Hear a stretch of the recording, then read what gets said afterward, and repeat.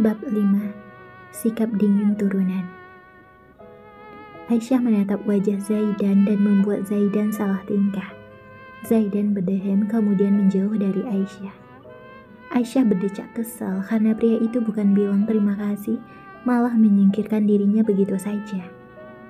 Gak tahu terima kasih, ucap Aisyah menggerutu kesal. Ia pun keluar dari kamar. Aisyah masih berharap jika Zaidan akan memanggilnya kembali untuk masuk dan mengucapkan terima kasih. Namun nyatanya Zaidan masih acuh dan tidak mempedulikan keberadaan gadis mungil itu. Setelah menyisir rambutnya, Zaidan turun untuk pamit berangkat ke kantor pada kedua orang tuanya dan juga Aisyah. Pandangan Zaidan menangkap sesosok gadis mungil yang tengah bercengkrama ringan dengan kedua orang tuanya. Zaidan pun langsung menghampiri mereka. "Loh, mau kemana Zaid?" tanya uminya heran saat melihat putra sulungnya itu berpakaian rapi. "Ke kantor Mi, ada rapat yang gak bisa Zaidan tunda," ucap Zaidan merapikan jasnya dan memakai sepatu pantofel. "Kalian ini masih pengantin baru, gak bisa ditunda lusa atau besok nak. Kasihan lo Aisyah, baru nikah udah ditinggal kerja," Pak ucap uminya sambil mengelus punggung tangan Aisyah. Aisyah menatap raut wajah Zaidan yang kesal karena disuruh tetap di rumah. Akhirnya Aisyah berinisiatif untuk mendukung suaminya pergi ke kantor. "Aisyah gak apa-apa kok Umi, Mas Zaidan ada rapat yang gak bisa diganggu," ucap Aisyah sambil tersenyum ke arah Umi Zaidan. "Nah kan, Aisyah juga gak keberatan kok Mi. Kalau gitu Zaidan pergi dulu ya, Assalamualaikum," ucap Zaidan beranjak dari tempat duduknya dan mencium punggung tangan Umi dan abahnya. Tidak lupa Zaidan juga menyerahkan tangannya untuk dicium oleh Aisyah. "Kamu ini jadi cowok kok gak peka, Dek? Aisyah bilang gitu karena dia masih canggung samamu. Coba nanti kalau udah dekat pas dia bakal nahan kamu," ucap Umi Zaidan mencubit kecil lengan Zaidan dan membuat Zaidan meringis sementara Aisyah, gadis itu tersipu. Zaidan berjalan menuju pintu disusul oleh Aisyah di belakangnya. Zaidan berbalik ke arah Aisyah dan mencium kening Aisyah secara tiba-tiba membuat Aisyah terhentak. "Makasih ya udah bantu saya memasang dasi dan juga belain saya di depan Umi," ucap Zaidan tersenyum tipis, bahkan Aisyah tidak bisa melihat senyum itu. "Iya Mas, tapi kenapa kamu menciumku?" tanya Aisyah yang penasaran dan berujung sakit hati. "Jangan baper, Umi tadi melihat ke arah kita," sambung Zaidan dengan wajah dingin dan datar. Aisyah kesal karena ia berpikir bahwa Zaidan sudah mulai berubah. Tetapi faktanya tidak, Zaidan masih dingin seperti tadi malam.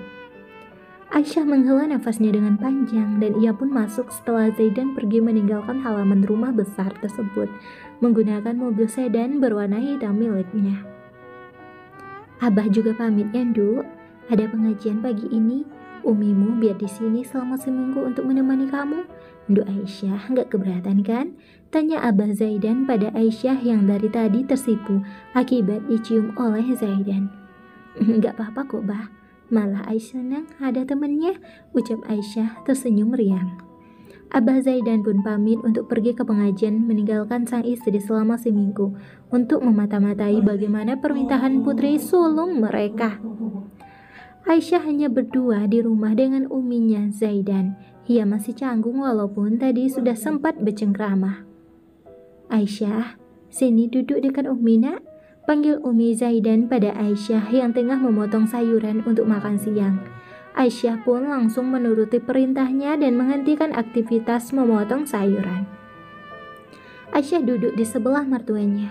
"Ada apa Umi? Umi butuh sesuatu?" tanya Aisyah dengan tersenyum canggung. "Umi gak butuh apa-apa kok Nduk. Sikap Zaidan ke kamu bagaimana nak?" tanya Umi Zaidan dan membuat Aisyah terhenyak. Ia bingung harus menjawab apa. "Mas Zaidan baik kok Umi," jawab Aisyah dengan ragu. "Jangan bohong nak, Umi tahu sikap Zaidan bagaimana. Zaidan pasti bersikap acuh kepadamu," tanya Umi Zaidan dengan tatapan mengintimidasi.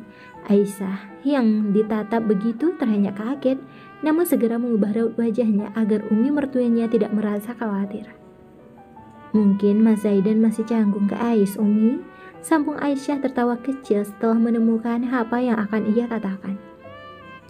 "Kamu yang sabar menghadapi sikap Zaidan ya Nduk. Zaidah itu Seperti abahnya, dulu waktu awal pernikahan, Abah Zaidan tidak pernah senyum ke Umi. Bahkan kita sempat pisah ranjang. Jelas Umi Zaidan. Aisyah yang mendengarkannya hanya terdiam dan bingung ingin mengatakan apa. Dulu Umi sama Abah juga tidak pernah mengobrol berdua. Kita terlihat akrab kalau ada kakek dan nenek Zaidan aja, sambung Umi Zaidan mengelus puncak kepala Aisyah.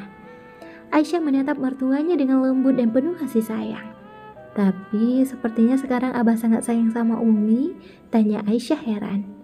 Iya, setelah setahun pernikahan, Umi bisa mengubah sikap cuek dan dingin Abah Zaidan dengan penuh perhatian. Mana ada sih laki yang menolak perhatian sama wanita? Bahkan gunung es seperti abahnya Zaid aja luluh, jawab Umi Zaidan tersipu saat mengingat kejadian masa lalu. Oh, berarti sikap dinginnya turunan. Apa bisa aku sesabar Umi dalam menghadapi sikap Mas Zaidan? Ya Allah, kuatkanlah hati Amba, gumam Aisyah di dalam hati setelah mendengarkan cerita dari mertuanya. Aisyah tengah melamun, ia berpikir, apakah ia akan memenangkan hati Zaidan atau pernikahan ini akan berakhir setelah setahun? Entahlah, Aisyah pusing memikirkan hal itu. Duk, panggil Umi Zaidan pada Aisyah yang tengah melamun. Aisyah pun terkejut dan segera menoleh ke arah ibu mertuanya. Iya Umi, kamu kenapa melamun? Udah jangan dipikirin, nanti Umi bantu supaya Zaid sayang sama kamu, goda Umi Zaidan, dan Aisyah hanya tersipu malu. Oh iya Umi, Mas Zaidan suka masakan apa? Biar Ais buatin untuk makan siang, tanya Aisyah dengan penuh semangat. Karena Aisyah sangat suka memasak, jadi kali ini ia ingin memasak makan siang untuk suaminya. Zaidan suka ayam bakar madu dan tumis brokoli, tapi Zaidan jarang makan siang di rumah. Zaidan itu berangkat pagi pulang larut malam, jawab Umi Zaidan membuat Aisyah kecewa, padahal ia sudah bersemangat ingin memasak. Ya udah deh, kalau gitu Umi mau makan siang apa? Biar Ais buatin, ucap Aisyah menepis rasa kecewanya. Kita masak ikan goreng sama tumis kangkung aja, Nduk, jawab Umi Zaidan dan membuat Aisyah tersenyum. Gadis mumil itu dengan bersemangat untuk memasak ke dapur, tetapi langkahnya harus terhenti karena ada orang yang membunyikan bel. Aisyah berjalan menuju pintu utama. Sebelum membuka pintu tersebut, Aisyah melihat terlebih dahulu dari kamera kecil yang dipasang di pintu. Aisyah diperingatkan oleh Zaidan untuk selalu waspada dan melihat siapa yang datang sebelum membukanya. Setelah melihat dari kamera kecil, Aisyah membuka pintunya dan muncul sosok wanita parubaya yang jika ditebak umurnya sama dengan umur Umi Zaidan. Maaf, ada yang bisa saya bantu, Bu? Tanya Aisyah dengan tersenyum dan sopan. Non pasti istrinya Tuan Zaidan kan? Perkenalkan, saya Bi Inem, asisten rumah tangga di sini, ucapnya memperkenalkan diri. Aisyah hanya tersenyum dan mempersilahkan perempuan parubaya tersebut untuk masuk. Kenapa Mas Zaidan gak ngasih tahu aku? Begitu gak pentingnya ya aku bagi Mas Zaidan? Aisyah bertanya kepada dirinya sendiri. Oh iya Non, kata Tuan, Non gak boleh ngerjain pekerjaan rumah, biar Bibi aja yang ngerjain, sambung Bi Inem. Aisyah mengangguk dan berpikir bagaimana bisa perempuan yang sudah berubaya itu membersihkan rumah sebesar ini. Ada-ada aja Zaidan. Aisyah tersipu malu mendengarkan ucapan asisten rumah tangganya. Ternyata Mas Zaidan perhatian juga, gumam Aisyah tersipu. Enggak apa-apa kok Bi, nanti Ais bantu. Oh iya, panggil Ais aja, jangan Nona, ucap Aisyah tertawa kecil dan ia memperkenalkan Bi Inem kepada mertuanya. Umi, ini Bi Inem, katanya Mas Zaidan. Bi Inem asisten rumah tangga di sini. Bi Inem, ini Umi, Mas Zaidan, ucap Aisyah memperkenalkan keduanya. Mereka berdua berbicara sebentar sebelum Bi Inem melaksanakan tugasnya. Sementara Aisyah, ia mempersiapkan bahan makanan untuk masak makan siang seperti diminta mertuanya. Bi Inem yang melihat Aisyah akan memasak langsung melarangnya karena perintah dari Zaidan yang tidak mengizinkan Aisyah melakukan pekerjaan rumah tangga. Aduh Non, kok masak? Udah Non, temani Umi Tuan Zaidan aja biar Bibi yang masak, ucap Bi Inem dan ditolak dengan lembut oleh Aisyah. Gak apa-apa kok Bi, Ais memang suka masak kalau gak sibuk.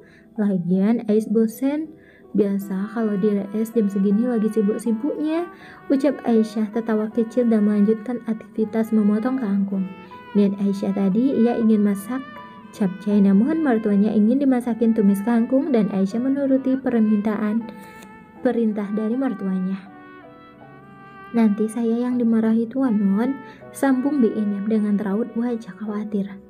Enggak bakalan dimarahi Mas Zaidan kok Bi, nanti Aisyah yang bilang ke Mas Zaidan ya, sambung Aisyah menenangkan Bi Inem yang tengah khawatir takut jika dimarahi oleh Zaidan.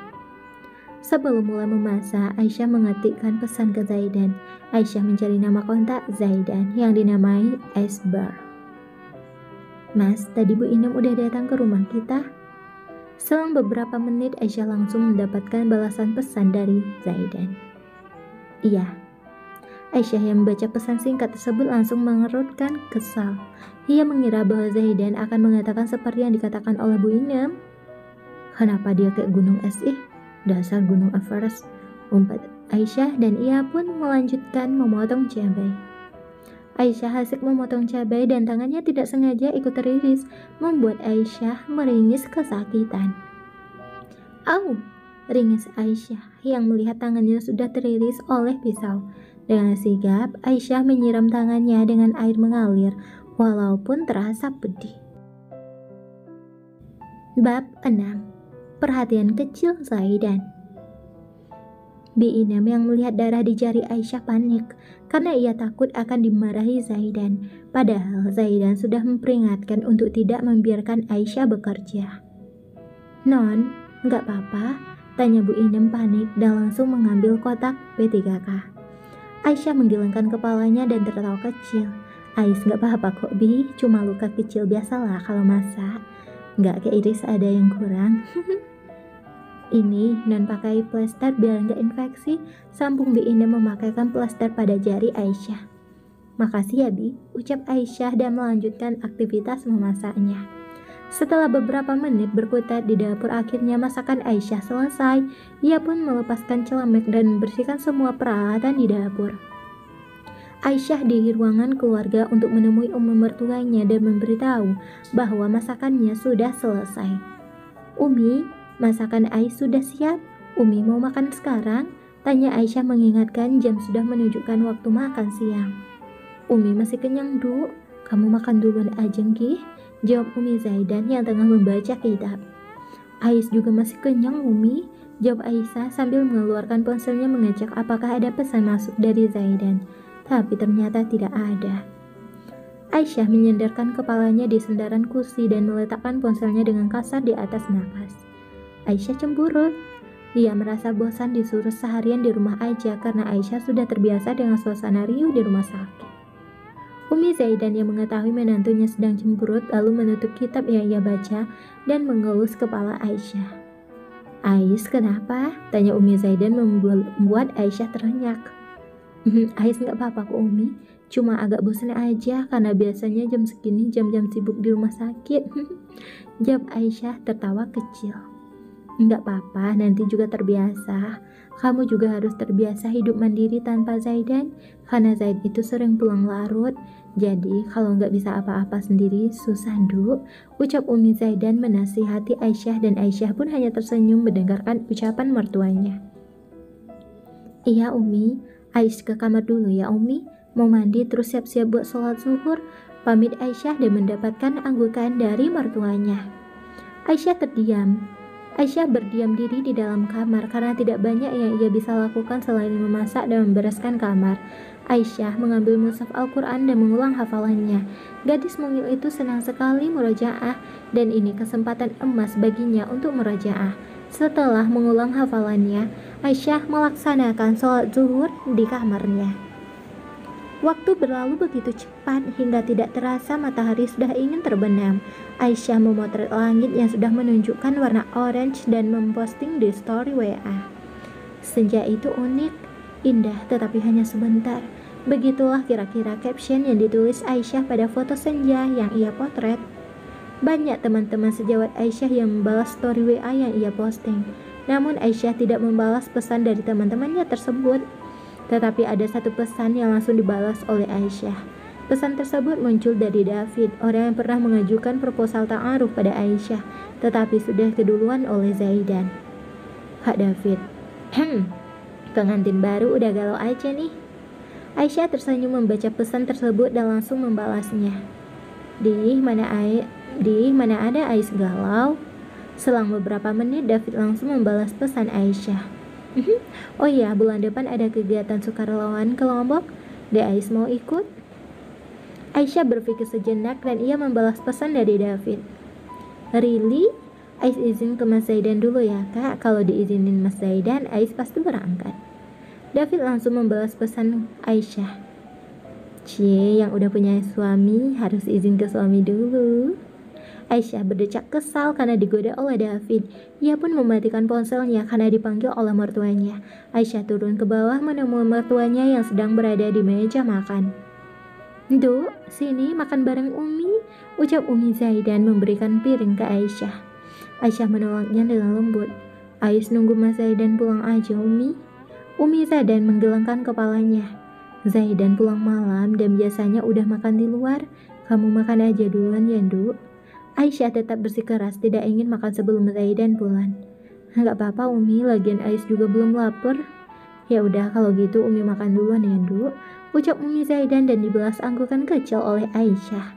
Setelah selesai menemani pentuanya makan malam, Aisyah kembali ke kamar untuk sholat Isya. Setelah itu ia turun dan menunggu Zaidan pulang. Ustazah Aisyah dulu pernah menasihatinya, jika sudah menikah, maka sebagai seorang istri wanita harus menunggu suaminya pulang. Mau jam berapapun suami mereka pulang, harus tetap ditunggu. Begitulah kira-kira nasihat dari Ustazah Aisyah sewaktu ia masih mengikuti sekolah tahfiz. Aisyah duduk di sofa sambil membawa tasbih. Gadis mungil itu berzikir sembari menunggu Zaidan pulang, sampai ia pun tidur di sofa dengan tasbih digital di tangannya. Tepat jam 12 malam, Zaidan pulang membuat Aisyah memicingkan matanya dan melihat siapa yang datang. Pandangan Aisyah menangkap pria dengan tubuh atletis memakai pakaian rapi, sama seperti waktu akan pergi kerja tadi pagi. Aisyah bangkit dan mendatangi Zaidan. Mas sudah pulang? Tanya Aisyah dengan lembut dan meraih punggung tangan Zaidan. Jawab Zaidan singkat dan berlalu meninggalkan Aisyah yang masih setia berdiri di dekat sofa. Aisyah mengekori Zaidan yang akan masuk ke dalam kamar. Zaidan berhenti secara tiba-tiba dan membuat Aisyah menubruk tubuh atletisnya. Aisyah pun meringis kesakitan. Au! Ringis Aisyah mengusap keningnya yang sakit. Zaidan tidak mengatakan apapun, ia berbalik ke arah Aisyah yang berada di belakangnya. Zaidan semakin mendekat ke arah Aisyah, dan Aisyah pun menutup matanya. Jantung Aisyah berdegup sangat kencang. Mas, secepat ini? Enggak, aku belum siap, gumam Aisyah di dalam hati. Ada perasaan yang tidak dapat diungkapkan. Menggunakan kata-kata saat Zaidan mendekat ke arahnya. Namun lagi dan lagi Aisyah harus merasakan kekecewaan karena Zaidan tidak melakukan apa yang Aisyah pikirkan. Jangan baper, ada sampah di japmu, dan saya tidak ingin kamu mengotori sofa di kamar, ucap Zaidan datar dan membuat Aisyah menepus semua pikiran yang ada di benaknya. Mas, aku ini istrimu loh, gerutu Aisyah di dalam hati. Aisyah menepis pikirannya sudah melang jauh dan ia menanyakan apakah Zaidan sudah makan atau belum. Mas, kamu mau makan di sini atau di meja makan? Tanya Aisyah mencoba mengimbangi langkah Zaidan. Saya sudah makan, jawab Zaidan dingin dan berlalu masuk kamar. Aisyah merengut kesal karena tidak dianggap ada oleh Zaidan. Ais, ini salahmu, padahal udah diingetin sama Umi kalau Mas Zaidan sering makan di luar, masih aja ngomel, ucap Aisyah pada dirinya sendiri.